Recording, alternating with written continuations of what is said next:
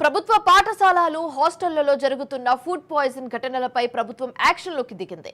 విద్యార్థుల భోజనం విషయంలో అలసత్వం సహించేది లేదని ఇప్పటికే సీఎం రేవంత్ రెడ్డి స్పష్టం చేశారు. విద్యార్థులకు పెట్టే ఆహార నాణ్యతపై ప్రభుత్వం ఫోకస్ పెట్టింది.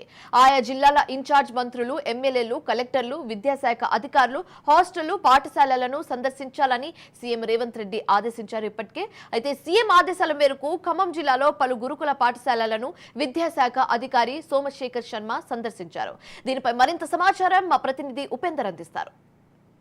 రాష్ట్ర వ్యాప్తంగా గురుకులాల్లో వరుసగా ఫుడ్ పాయిజన్ ఘటనలు చోటు చేసుకోవడంతో అటు ప్రభుత్వం కూడా ప్రత్యేకంగా దృష్టి సారించింది. ఇప్పటికే ఏదైతే గురుకుల పాఠశాలలు కావచ్చు, అదేవిధంగా హాస్పిటల్స్, అంగన్వాడీలు ప్రతి ప్రాంతాల్లో కూడా ప్రత్యేకంగా తనిఖీలు చేయాలని చెప్పేసి టాస్క్ ఫోర్స్ కమిటీని కూడా ఏర్పాటు చేయడం జరిగింది. ఆ టాస్క్ ఫోర్స్ కమిటీలో ప్రత్యేకంగా ఆహార నాణ్యతతో పాటు అక్కడ ఉన్నటువంటి సౌకర్యాలను కూడా ప్రత్యేకంగా పర్యవేక్షించాలి.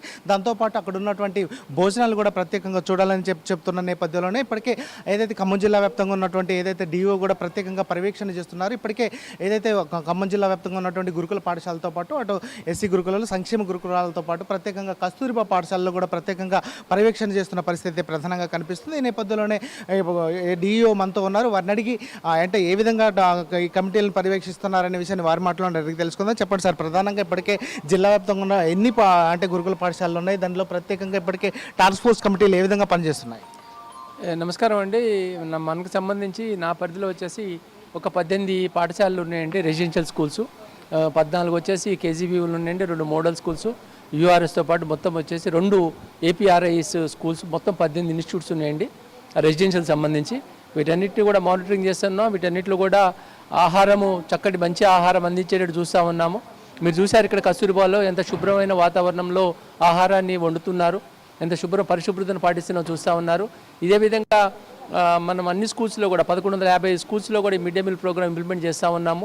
మెనూ ప్రకారం ఇంప్లిమెంట్ చేస్తూ ఉన్నాము. ఏదో చిన్న సంఘటనలు, ఏదో కూర బాగలేదని ఏదో ఒకరోజు అలాంటి సంఘటనలు తప్ప నాణ్యతా ప్రమాణాల్లో ఎలాంటి లోటు లేకుండా చూస్తూ ఉన్నాం. జిల్లా కలెక్టర్ గారు కూడా ఈ మిడ్ డే మీల్కి సంబంధించి అనేక జాగ్రత్తలు తీసుకుంటూ ఉన్నారు. సారు జిల్లా వచ్చిన తర్వాత అందరూ జిల్లాధికారులు అందరూ కూడా ప్రతి పాఠశాలలో పాఠశాలన్నింటి కూడా మిడ్ డే మీల్ తిని సార్కు రిపోర్ట్ ఇవ్వాలని చెప్పారు. దాని కారణంగా ప్రభుత్వాధికారిగా ఉన్నతాధికారులు పర్యటించడం వల్ల ఏమన్నా లోపాలుంటే మా చెప్పినట్లయితే సరి చేసుకుంటా ఉన్నాము. మిడ్ డే మీల్ విషయంలో మాత్రం నాణ్యతా ప్రమాణాలు మాత్రం తప్పనిసరిగా పెరిగాయండి. మన జిల్లాలో బాగా ఇంప్లిమెంట్ అవుతుందండి మిడ్ డే మీల్. ప్రధానంగా ఎప్పటికీ చూసుకుంటే ఖమ్మం జిల్లాలో అయితే ఈరోజు అంటే నిన్న జరిగినటువంటి ఎన్ఎస్పీ క్యాంపులో కూడా భోజనం సరిగా లేదు, పురుగులు వస్తున్నాయని చెప్తున్నారు. అదేవిధంగా రాష్ట్ర వ్యాప్తంగా కూడా ఫుడ్ పాయిజన్తో ఘటనలు కూడా చోటు చేసుకుంటాయి. ఈ నేపథ్యంలో ప్రధానంగా దానికి కారణం ఫుడ్ పాయిజన్కి కావాల్సిన ఘటనలు ఎందుకు జరుగుతున్నాయి అంటారు? ఇది మన జిల్లాలో ఏం లేదండి. నిన్న ఫుడ్లో పురుగులు అనేది ఈ జిల్లాలో ఎక్కడా లేదండి. ఎందుకంటే సివిల్ సప్లైస్ వాళ్ళు చాలా సహకరిస్తూ ఉన్నారు మాకు. ఎక్కడ బియ్యంలో నాణ్యత లేకపోతే వెంటనే వాపసు చేయమని చేస్తూ ఉన్నాము. పురుగులు లేదు, ఏమన్నా రుచిగా లేకపోవచ్చు, పిల్లవాళ్ళు నిన్న ఏమన్నా టేస్ట్కి లేదు అంటూ ఉన్నారు. అది కూడా మేము చెప్పాం వాళ్ళకి. పురుగుల ఆహారం ఎక్కడ కూడా అలాంటి సంఘటనలు లేదండి. చర్యలు తీసుకుంటా ఉన్నాం దానికి. అంటే ప్రధానంగా పిల్లలకు విషయానికి వచ్చేసరికి ప్రధానంగా ప్రభుత్వం ఎంత ఖర్చు చేస్తుంది, వారికి ఏ విధంగా మెనూ అందిస్తున్నారు? వాళ్ళకి వచ్చేసి ఇక 6th to 10th పిల్లలకు వచ్చేసి రోజుకి ₹10.60 అంటే సరిపోతుంది.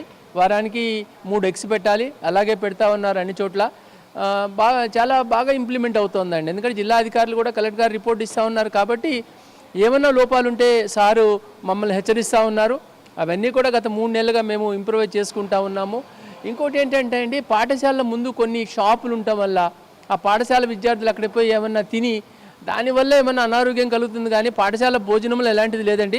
అందుకని ఆ పాఠశాల చుట్టుపక్కల కూడా తినుబండారాల విషయంలో కూడా మేము కొన్ని జాగ్రత్తలు తీసుకోబోతా ఉన్నాం. చుట్టుపక్కల అమ్మకుండా, అమ్మినా ఏమైనా మంచివి పరిశుభ్రమైనవి పండ్లు కానీ అమ్మేటట్టు కూడా చర్యలు తీసుకుంటా ఉన్నామండి.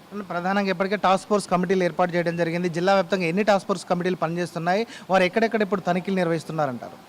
టాస్క్ ఫోర్స్ అంటే ప్రతి స్కూల్లో కూడా మిడ్ డే మీల్ కమిటీలు ఏర్పాటు చేయమని చెప్పి మాకు ఉత్తర్వులు వచ్చేయండి. వాళ్ళ సాయంత్రం కల్లా అయిపోతుంది. హెడ్ మాస్టర్, 2 టీచర్లు, వాళ్ళతో కమిటీ ఏర్పాటు చేసుకోవాలి. వాళ్ళు రోజు మిడ్ డే మీల్ టేస్ట్ చేయాలి, ఒకళ్ళు తినాలి. వాళ్ళు తిన్న తర్వాతనే విద్యార్థులు తినాలండి.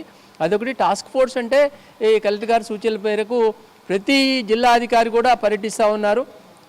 కాబట్టి అందరం కూడా పర్యటన చేస్తూ ఉన్నామండి. అంటే ప్రధానంగా చూసుకుంటే ఖమ్మం జిల్లాలో పారదర్శకంగా కొనసాగుతుంది. ఇప్పటికే టాస్క్ ఫోర్స్ కమిటీకి సంబంధించినటువంటి ఏదైతే ప్రిన్సిపాల్ కావచ్చు, వార్డెన్, అదేవిధంగా అక్కడ ఉన్నటువంటి సిబ్బందితో కూడా ఈ కమిటీని అయితే ఏర్పాటు చేస్తారు. ఇక్కడ కూడా ఏదైతే దీనికి సంబంధించినటువంటి ఏదైతే పిల్లలకు సంబంధించినటువంటి బయట నుంచి వచ్చినటువంటి తినుబండారాల వలన ఈ ఫుడ్ పాయిజన్ అయితే జరుగుతుంది. ప్రధానంగా అటువంటి అంటే తినుబండారాలు పేరెంట్స్ కూడా తీసుకురావద్దని చెప్పేసి అయితే అటు ఉపాధ్యాయులు కూడా సూచిస్తున్న నేపథ్యంలోనే తల్లిదండ్రులు తేవడం వలన ఇదంతా ఫుడ్ పాయిజన్ జరుగుతుందని చెప్పేసి అయితే వారు ఆరోపణ చేస్తున్నారు. ఇక్కడ ఏదైతే ఇక్కడ ఆహారానికి సంబంధించి అన్ని కూడా పారదర్శకంగాను, అదేవిధంగా విద్యార్థులకు నాణ్యమైన భోజనాన్ని అందించడం కోసం అయితే మేము కృషి చేస్తున్నామని చెప్పేసి అయితే డిఓ సోమశేఖర్ శర్మ చెప్తున్న పరిస్థితి ఇక్కడ కనిపిస్తుంది.